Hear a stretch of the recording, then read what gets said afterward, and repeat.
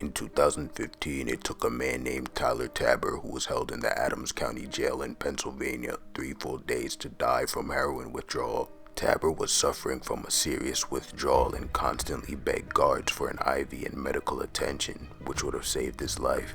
In many prisons, prisoners' need for basic medical care are often ignored, and in Tyler's case, his unassisted drug withdrawal caused seizures and dehydration. Tabor's bond was only $300, but his family made the decision to leave him in jail to detox in a drug-free government facility, but this mistake ended up costing him his life. Only a few hours after prison workers forced him into a cell with an inmate known for getting into violent altercations with others, Ricky Martin, incarcerated in Florida's Santa Rosa Correctional Institution, was dead. In March 2012, guards found Martin beat to death with his skull smashed and his body black and blue. He had apparently been restrained and noosed with pieces of torn fabric, and all the clothes he wore were soaked with blood and pulled over his head, indicating that he had been raped. Earlier, Martin had repeatedly begged to be moved to a new cell out of fear for his life, but his pleas were ignored. Witnesses to the beating report hearing screams and thuds, and the evidence suggests that the perpetrator, named Sean Rogers, used a sock stuffed with batteries to beat Martin and had jumped on Martin's head multiple times, smashing it into the concrete floor. Yet despite Martin's repeated cries for help, prison staff failed to respond until it was too late.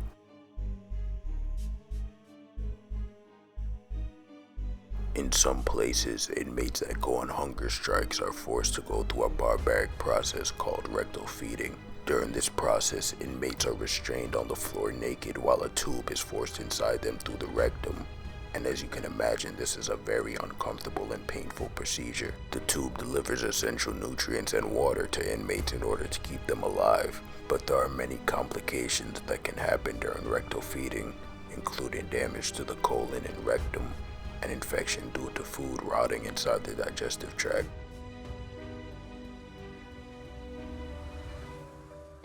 In 2012, prison authorities boiled Darren Rainley to death when they forced him to take a 2-hour shower in scalding water that was 180 degrees. The water was hot enough to boil noodles and had burned over 90% of Rainley's body.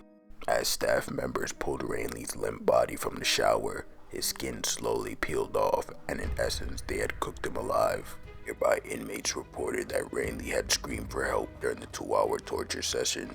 And according to Rainley's fellow inmates, Rainley was not the first person who had been locked in the shower under these conditions, but was the first to die. In some modern correctional facilities across the United States, guards force mostly minority inmates to fight one another for entertainment. In San Francisco's main jail reserved for pretrial detainees, these forced fights have been called gladiator matches. Guards often place bets on who they think will win, and if inmates refuse to fight, officers threaten them with rape and other acts of violence. According to inmates, guards warned them that they would be beaten if they were honest about the source of their injuries. One guard allegedly instructed an inmate to tell jail medical staff that he had fallen from his bunk. An officer forced another victim named Stanley Harris to do push-ups in preparation for the fights, and Harris claims that prison staff threatened him with rape if he didn't comply.